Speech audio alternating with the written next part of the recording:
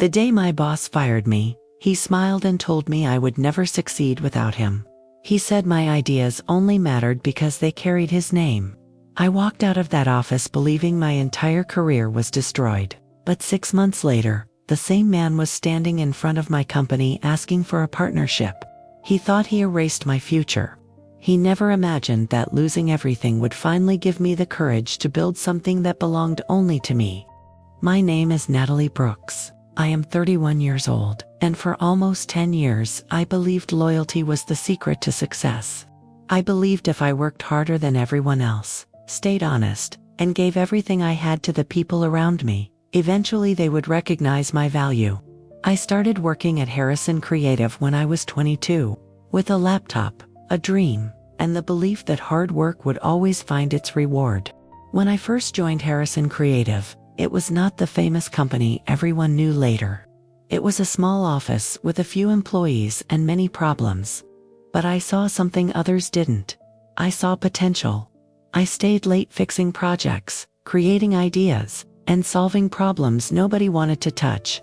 I believed I was helping build a future.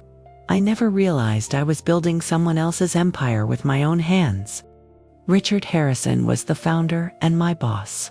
He always told me I was talented. He said I reminded him of himself when he was younger. When I doubted myself, he encouraged me. When I succeeded, he acted proud. For years, I believed he wanted me to grow. Looking back, I understand that some people know exactly how to make you feel important when they need you to keep giving them everything. The first time I questioned him was during the biggest presentation of my career. I had spent 9 months creating a new digital platform that could change the entire industry. I worked every night, canceled plans, and ignored my own exhaustion because I believed this project would finally prove what I was capable of. I thought that day would be the beginning of my success. When Richard walked onto the stage, I sat in the audience feeling proud. I expected him to introduce me as the person behind the project. I waited for my name. I waited for the moment when everyone would know the truth. But the presentation continued, and my name never appeared. He called it the vision of Harrison Creative. He accepted the applause for something I created. At first, I convinced myself it was a mistake. Maybe he would mention me later. Maybe there was a reason. But 30 minutes passed, and nothing changed. Investors praised the idea. Employees celebrated. Everyone acted like the project had appeared from nowhere. I sat there watching strangers congratulate the person who had taken my work and placed his own name on it. After the presentation, I went directly to Richard's office. I wasn't angry at first. I was confused. I asked why he didn't mention my contribution. He looked at me like I had asked something unreasonable. Then he told me I was being emotional. He said companies were built around brands, not individual employees. That was when I understood how he truly saw me. I asked him if he understood what I sacrificed for that project. He smiled and said everyone made sacrifices. Then he told me I should be grateful because my work was finally receiving attention. Those words hurt because they showed me something painful. He believed stealing my achievement was a favor. He believed I should thank him for taking away the moment I worked years to reach. That night, I opened every project file on my computer. Every design, every draft, every note was still there. My name was hidden in the history of everything I created. I knew what happened. Richard knew what happened. But proving it was another story. He had money, influence, and a reputation. I was just one employee who could easily disappear. For the first time in years, I thought about leaving. It terrified me, because Harrison Creative had become my entire identity. My friends joked that I spent more time at the office than at home. They were right. I gave that company my 20s. I missed birthdays, canceled trips, and ignored my personal life, because I believed dedication would eventually be rewarded. Before I could make a decision, Richard called me into his office again. I walked in expecting an apology, maybe a conversation, maybe an explanation. Instead, he placed a folder on the table and told me he had made a difficult decision about my future with the company. I already knew something was wrong before I even opened it. Inside the folder was my termination letter. I read it slowly because my mind refused to accept it. After 10 years of loyalty, after helping build the company, I was being removed. The reason was written as lack of professional alignment. A simple sentence that erased everything I had done for him. I looked at Richard and asked how he could do this. He didn't look guilty. He didn't look uncomfortable. He simply leaned back and told me I needed to understand how the real world worked. Then he said something I would remember forever. He told me people like me always needed people like him to open doors. I packed my belongings that afternoon. A small box with personal items, notebooks, and memories from years I thought mattered. My coworkers watched quietly as I walked through the office one final time. Some looked sorry. Some avoided eye contact. Nobody wanted to challenge Richard because everyone knew what he could do. Before I reached the elevator, my friend Emma stopped me. She worked in the legal department and had always noticed things other people ignored. She looked nervous and handed me a small hard drive. She told me to keep it safe because what was inside could completely change my future. I asked Emma what she meant. She looked around before answering. She said she had been collecting evidence because she suspected Richard had been taking credit for other people's work for years. She never had enough proof to challenge him. Until now. She told me this drive contained everything she had found. That night, I opened the hard drive. At first, I didn't understand what I was seeing. There were folders filled with old projects, emails, drafts, and conversations. Then I realized what they were. Records of every time my ideas had been presented as Richard's. Years of work hidden behind his name. There were projects I completely forgot about. Campaigns that won awards. Ideas I created during late nights while everyone else was gone. My original files were there. My notes, my concepts. Then I saw the final versions where my name had disappeared and Richard's reputation had replaced it. I felt angry, but something else was stronger. I felt free. Because for years I wondered why I never received the recognition I deserved.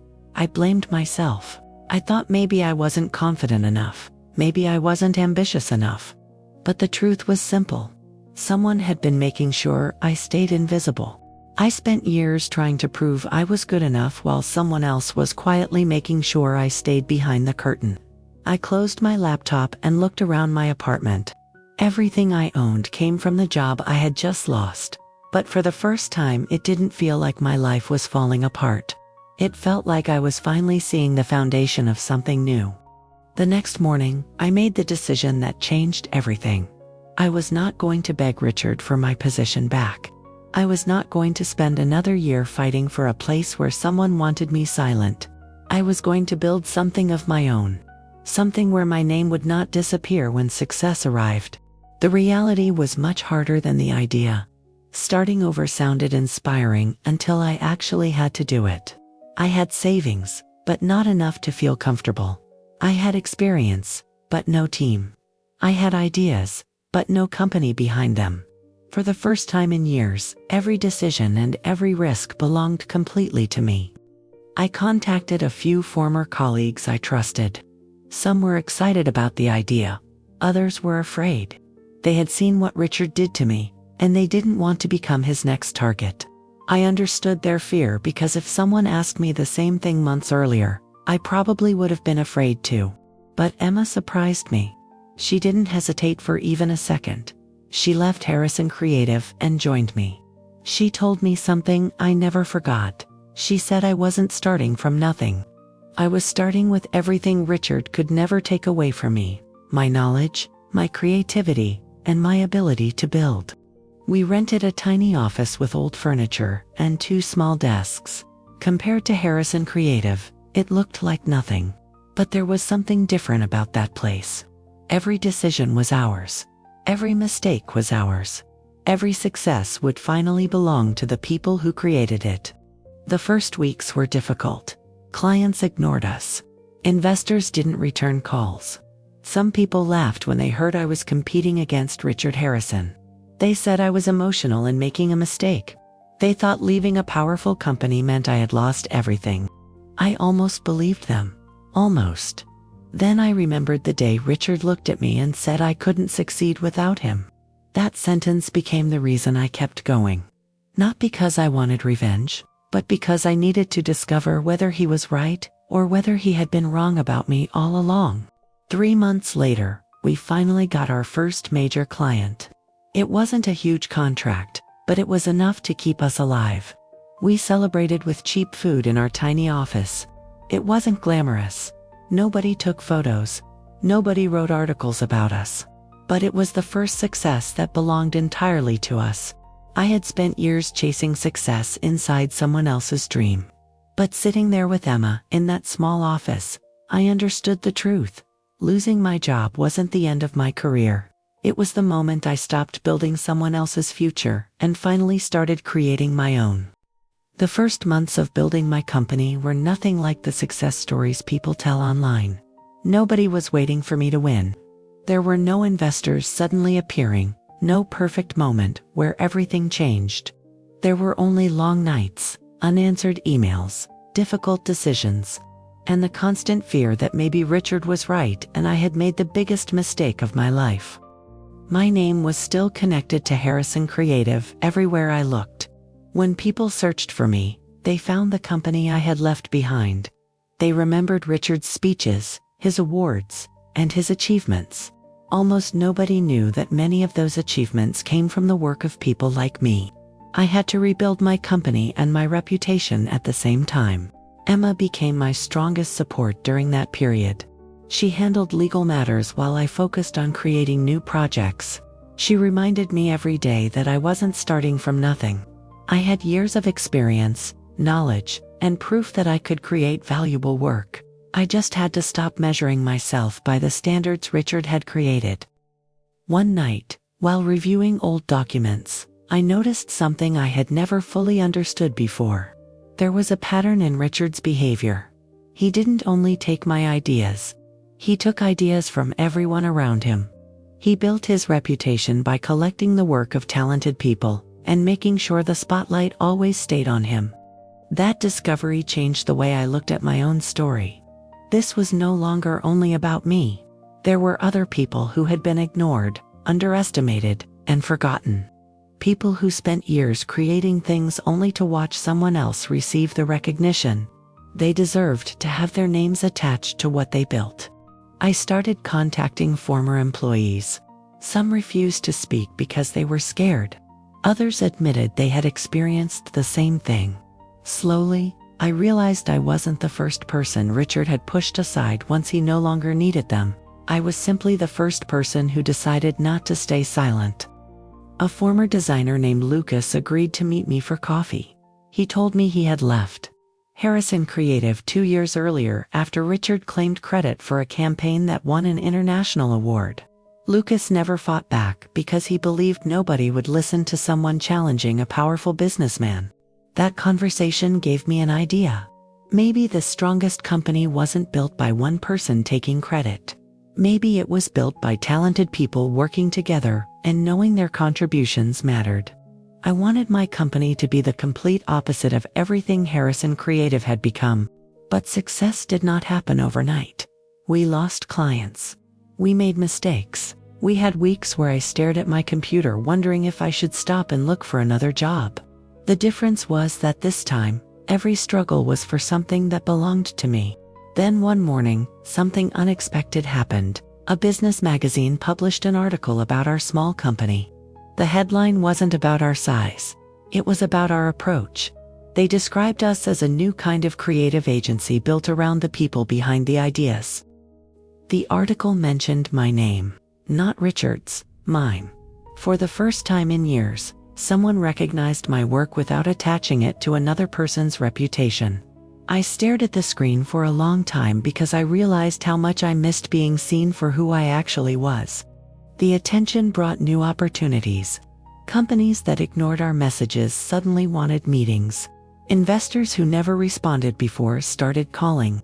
It felt strange watching people notice me only after someone else decided I was worth noticing. I accepted some meetings, but I was careful. I had learned a painful lesson. Not everyone who supports your potential wants you to grow. Some people only believe in you while they can benefit from what you provide. 6 months after leaving Harrison Creative, we moved into a larger office. It still wasn't impressive compared to Richard's headquarters, but it was ours. Every wall represented a risk we took, every decision represented our values, and every achievement belonged to the people who earned it. Then I received an email that changed everything. The sender was someone I never expected to hear from again. Richard Harrison. He wanted to meet with me. I stared at the message for several minutes, wondering why the person who removed me from his company suddenly wanted my attention. My first reaction was anger. After everything he did, why would I meet him? But Emma reminded me that information had value. Maybe Richard wasn't contacting me because he regretted his actions. Maybe he needed something from me. I agreed to meet him at a restaurant near his office. When I arrived, I almost didn't recognize him. The confident man who always seemed untouchable looked exhausted. His perfect image had cracks, and for the first time I saw someone who looked unsure. He didn't apologize immediately. Instead, he asked how I was doing. I told him the truth. I was doing better than I ever expected. For the first time, I saw something in his face that looked like regret instead of control. Then Richard told me Harrison Creative was struggling. The platform I created had problems because the people who originally built it were gone. The company lost the talent that made it successful. Without the people behind the ideas, the success he claimed was starting to disappear. I listened quietly while he explained that investors were losing confidence, clients were leaving, employees were questioning leadership. The company I helped build was falling apart because the foundation had never really belonged to him. Then Richard looked at me and said something I never expected to hear. He admitted that he underestimated me, not because I lacked talent, but because he believed he could control me forever. He thought as long as he controlled the opportunities, he controlled the people who depended on him. I wanted to feel satisfied hearing that. I wanted his regret to erase the pain he caused. But it didn't. Because some wounds don't disappear just because the person who hurt you finally understands what they did. An apology can explain the past, but it cannot change it. Richard then offered me something unexpected. A partnership. He wanted Harrison Creative and my company to merge. He said together we could become bigger than either company alone. For a moment, I considered the idea because the opportunity was enormous. The resources were there. The money was there. The influence was there. Everything I once wanted was sitting in front of me. A part of me wondered if this was the moment I finally received the recognition I deserved. Maybe this was Richard admitting that I had always been valuable. But then I remembered the day he took my work and told me I needed him. I remembered how small I felt walking out of that office carrying a box of my belongings. Accepting his offer meant returning to the same world that made me doubt myself. I asked him one question. I asked if I had never left, would he have ever admitted my value? Richard stayed silent. He looked away, and that silence answered everything I needed to know. I declined the partnership. I told him I respected what Harrison Creative once was, but I couldn't build my future inside a place where I had to disappear for someone else to shine. My future needed to be built on trust, not fear. As I walked away from that restaurant, I expected to feel victorious. Instead, I felt something different. I felt peace. Because I finally understood that proving Richard wrong was never the real goal. The goal was finding myself again. For years, I had tried to become successful inside someone else's dream. I thought his approval would prove that I mattered, but I learned something much more important. My value existed even when he refused to recognize it. I thought that meeting Richard was the end of that chapter. I didn't know it was only the beginning. A few days later, I would discover something about my company that would test everything I had built and force me to face a new challenge. 3 days after my meeting with Richard, everything changed again. I walked into the office expecting a normal morning, but Emma was waiting for me with a serious expression. She told me something had happened overnight. A former employee from Harrison Creative contacted her, and the information they shared could completely change our future. My name is Natalie Brooks. And by that point, I thought I had already survived the hardest part of my journey. I believed leaving Harrison Creative, rebuilding my confidence, and creating my own company was the final battle. I was wrong.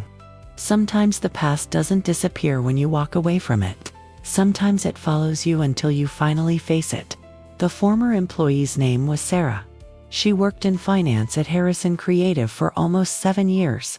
She discovered something disturbing while reviewing old company records. There were payments, contracts, and documents showing that Richard had been hiding something for a very long time. At first, I thought it was another case of him taking credit for people's work. But Sarah explained that it was much bigger. Richard had been creating a system where employees depended on him personally. He controlled promotions, opportunities, and recognition so nobody felt strong enough to challenge him. The more I learned, the more I understood why so many talented people stayed silent. It wasn't because they were weak. It was because Richard had carefully created an environment where leaving felt impossible. He made people believe their success existed only because he allowed it. Sarah sent us copies of internal documents. They showed conversations where Richard discussed employees' ideas before presenting them publicly. He knew exactly who created what. He knew the truth. He simply decided who deserved credit and who should disappear. I felt angry reading those messages.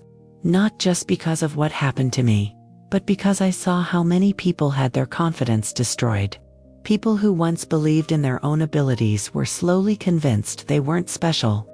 Emma told me we had enough information to expose everything. We could publish the evidence. We could destroy Richard's reputation the same way he destroyed ours. For a moment, I wanted to do exactly that. I imagined the headlines. I imagined everyone finally seeing Richard the way we saw him. The powerful businessman would become the person who stole from the people who trusted him. The idea felt satisfying, but something stopped me. I remembered why I started my company. It wasn't because I wanted revenge. It wasn't because I wanted to replace Richard as someone powerful. I wanted to create a place where people didn't have to fight to prove they mattered. Instead of attacking immediately, I made a different decision. I contacted everyone whose work had been affected. I wanted them to choose what happened next. Their stories belonged to them. Their voices deserved to be heard. Within weeks, more people came forward. Designers, writers, developers, managers, each person had a story. Different details, but the same pattern. They created something meaningful, and Richard turned their achievements into his personal success. The hardest part was hearing people apologize for not speaking earlier. They blamed themselves. They said they should have noticed what was happening. I told them what I learned the hard way. Manipulation works because it makes good people question themselves. Our small office became a place where people shared stories they had hidden for years. It was no longer just a company. It became a place where people finally felt safe enough to be honest. Then something unexpected happened. A major client from Harrison Creative contacted us. They wanted to leave Richard's company and work with us instead. They said they had noticed the difference between the way we treated people and the way he did. The opportunity was huge. It could transform our company overnight. But it also created a problem. Taking clients from Richard felt dangerously similar to becoming the kind of person I spent months fighting against. Emma reminded me that there was a difference. We weren't stealing anything. People were making their own choices. They were leaving because they wanted something better. Still, I wanted to be certain we weren't repeating the same mistakes. I met with the client personally. I asked why they wanted to leave Harrison Creative. Their answer surprised me. They said the problem wasn't only the business. It was the culture. They said they watched talented people disappear for years. They told me something I never forgot. They said companies don't fail because they lose buildings or logos.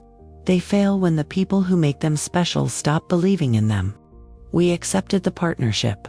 Not because we wanted to defeat Richard. We accepted it because it aligned with everything we were building. People were choosing a different future, and we had a responsibility to prove their choice was right. The growth was faster than we expected. Within months, our small office became a real company. We hired more people, worked with bigger clients, and started building a reputation based on something simple. We gave credit where it belonged. It sounds obvious, but after everything I experienced, I knew how rare that could be. But success brought a new challenge.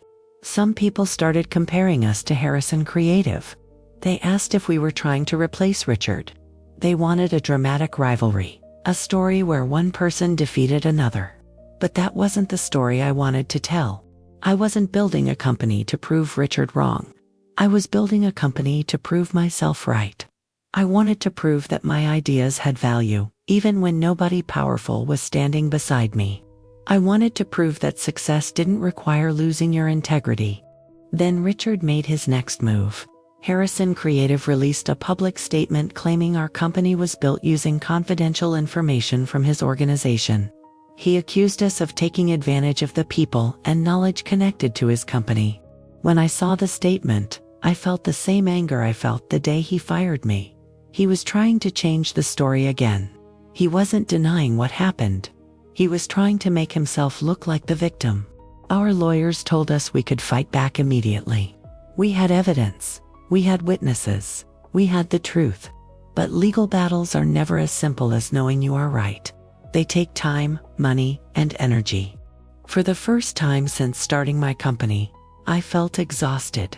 Not because I doubted myself, but because I was tired of fighting a battle that I never wanted. I wanted to create. I wanted to move forward. But Richard kept pulling me back. Emma noticed I was struggling. She reminded me of something important. She said that strength wasn't about never feeling tired. Strength was continuing even when you were tired. She was right. I just needed to remember why I started. We prepared our response. We didn't attack Richard personally. We presented facts, documents, evidence, stories from people who had experienced the same thing. We decided the truth didn't need exaggeration. The hearing date was set. For the first time, everything would be decided publicly. The years of silence, doubt, and fear would finally be examined.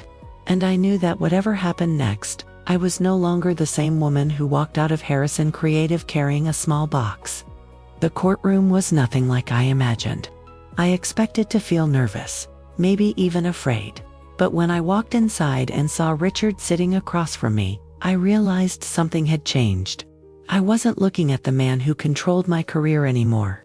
I was looking at someone who no longer had any power over the future I was building. My name is Natalie Brooks, and a year earlier I thought losing my job was the worst thing that could happen to me. Standing in that courtroom, I understood that moment was actually the beginning of everything. The pain was real, the betrayal was real, but so was the strength I discovered afterward.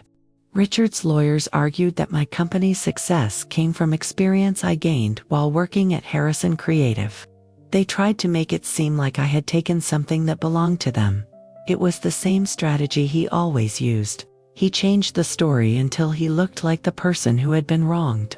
Then Emma presented our evidence. Years of documents, original files, messages, records showing who created what.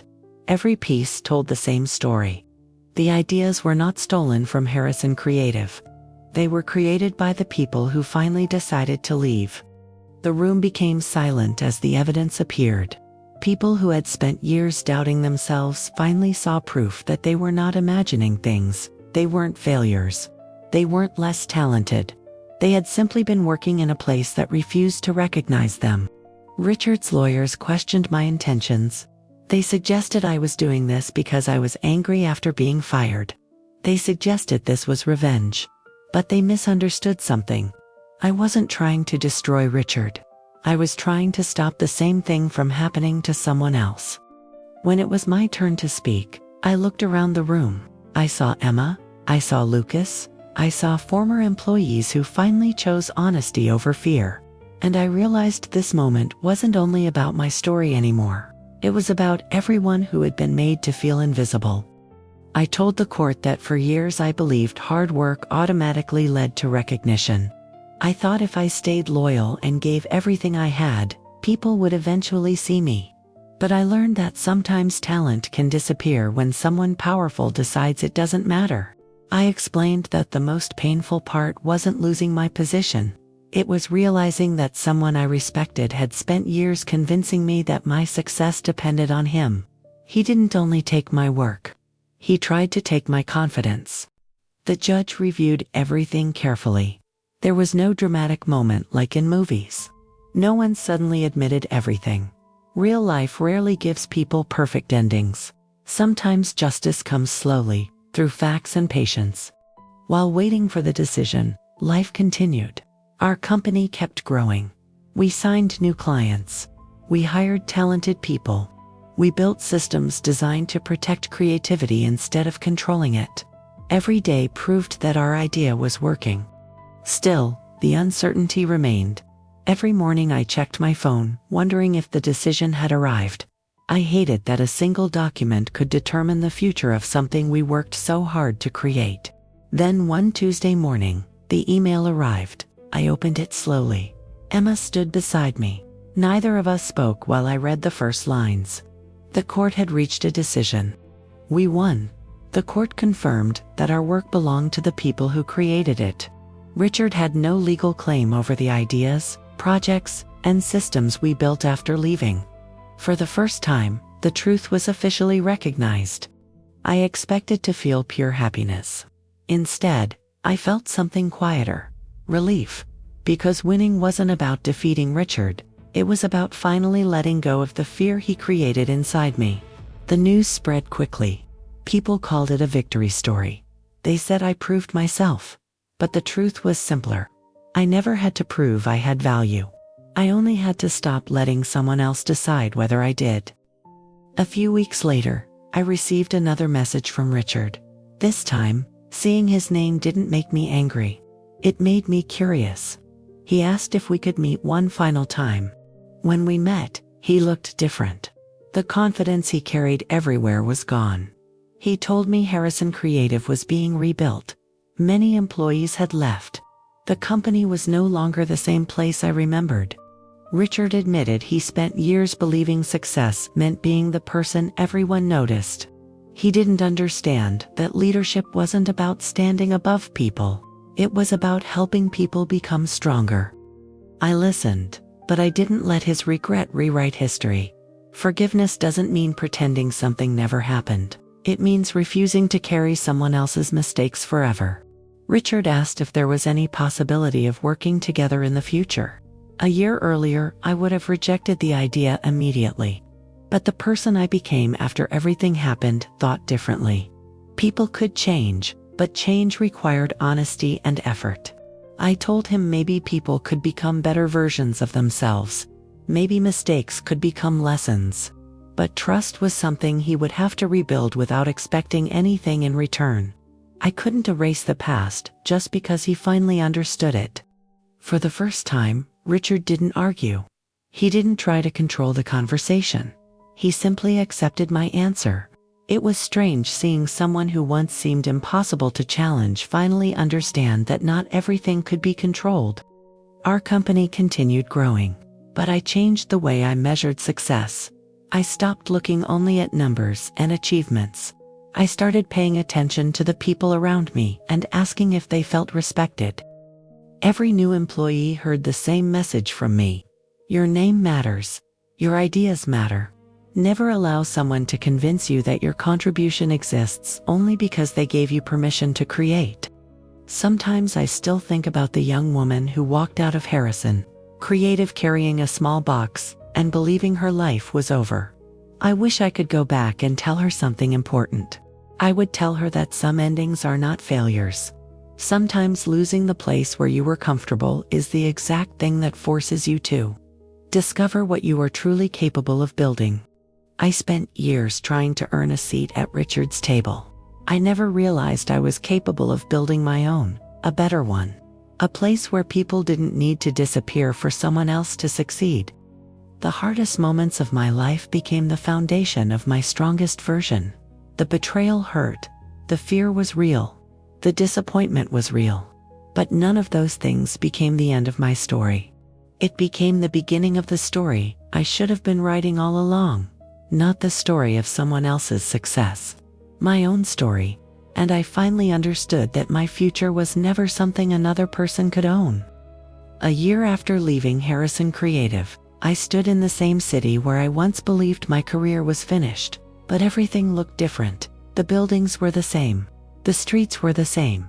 The world had not changed. I had changed. The woman who walked away with a broken confidence had become someone who finally trusted herself. My name is Natalie Brooks, and when I started this journey, I thought success was about proving myself to people who doubted me. I thought one day Richard would look at me and admit he was wrong. But I learned something much more important. My life was never supposed to be about earning his approval. Our company was no longer a tiny office with 2 desks. We had a real team, talented people, and clients who believed in our work. But the most important thing wasn't our growth. It was the culture we created. Nobody was invisible. Nobody's contribution disappeared behind someone else's name. Emma became more than my business partner. She became family. She was the person who believed in me when I couldn't believe in myself. She reminded me that success wasn't about defeating Richard. It was about refusing to become the kind of person who made others feel powerless. Lucas and the others who joined us also changed. They stopped seeing themselves as people who were replaced. They started seeing themselves as creators again. They remembered something they had forgotten for years. Their talent existed before anyone recognized it. One afternoon, a young employee came into my office. She was nervous because she thought she had made a mistake on an important project. She apologized before she even explained what happened. That moment reminded me of myself years earlier. I told her something I wish someone had told me sooner. Making mistakes doesn't mean you don't belong. It means you are learning. The only real failure is allowing fear to convince you that you should stop trying. Months later, I received an invitation to speak at a business conference. The topic was leadership and creativity. The irony wasn't lost on me. Years earlier, I was the person nobody wanted to hear. Now people wanted to know what I had learned. Before the event, I looked at an old photo from my first day at Harrison Creative. I remembered how excited I was. How much I believed in the people around me. How painful it was to discover my trust had been misplaced. But I also realized something. That younger version of myself wasn't foolish. She was brave. She believed in people. She cared deeply. Those qualities were never weaknesses. They were the reason I was able to create something better. At the conference, someone asked me what the biggest lesson from my experience was. I could have talked about business strategies, legal battles, or competition. But my answer was much simpler. I talked about knowing your own value. I said never confuse someone's inability to recognize your worth with a lack of worth. Sometimes people fail to see your potential because accepting it would force them to question their own limitations. After the speech, I received hundreds of messages. People shared stories about workplaces, relationships, and moments where they felt invisible. Many said they were afraid to start again because they didn't know what waited on the other side. I understood that fear. Starting over is terrifying because there is no guarantee the next chapter will be easier. But staying in a place where you constantly lose yourself can slowly destroy the person you are meant to become. A few months later, I heard Richard had changed. Harrison Creative became smaller, but healthier. He started giving credit to employees. He started listening. I don't know if everything was fixed, but I hoped he finally understood the lesson. I never wanted Richard to fail. I wanted him to learn. There is a difference. Revenge keeps you connected to the person who hurt you. Growth allows you to move beyond them and build something new. Looking back, the hardest day of my life was also the day everything changed. Being fired felt like losing everything. But sometimes the door that closes is the same door that forces you to find your own path. I used to think success meant reaching the top of someone else's world. Now I know success means creating a world where you don't have to lose yourself just to belong. My story started with someone telling me I couldn't survive without him. It ended with me realizing I never needed his permission. I only needed the courage to believe in myself.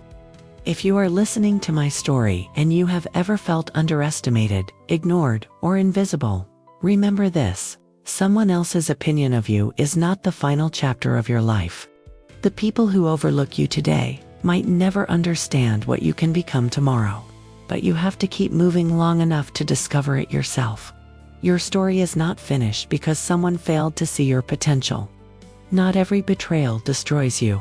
Some betrayals reveal what was holding you back. Some painful endings are actually the beginning of a life you were too afraid to create before. I lost a job. I lost people I trusted. I lost the version of myself who believed I needed approval to succeed. But I gained something much more valuable. I gained confidence. I gained freedom. I gained myself again. Today, when I walk into my office, I don't see a company built from anger or revenge. I see a place created from a lesson. A place where people are encouraged to speak, create, and believe their ideas matter. The greatest victory wasn't proving Richard wrong. The greatest victory was proving to myself that the person I was before everything happened was still there. She was just buried under years of doubt. If you are listening to this story and you have ever stayed somewhere because you were afraid you couldn't start again, remember my journey. Sometimes the thing you fear losing is the exact thing preventing you from becoming who you were meant to be. Thank you for listening to my story. If this journey touched you, leave a comment and share your thoughts. The stories we carry inside often connect with the battles other people are fighting silently. If you enjoyed this story, don't forget to like the video. Your support helps these stories reach people who may need to hear them. Every small action helps keep these stories alive. Subscribe to The Silent Diary for more emotional stories about betrayal, hidden truths, healing, and the moments that change our lives forever. This is The Silent Diary, where secrets finally speak. Every person carries a story that others cannot see. Some chapters begin with pain, but sometimes the moment you think you lost everything is the moment you finally find yourself.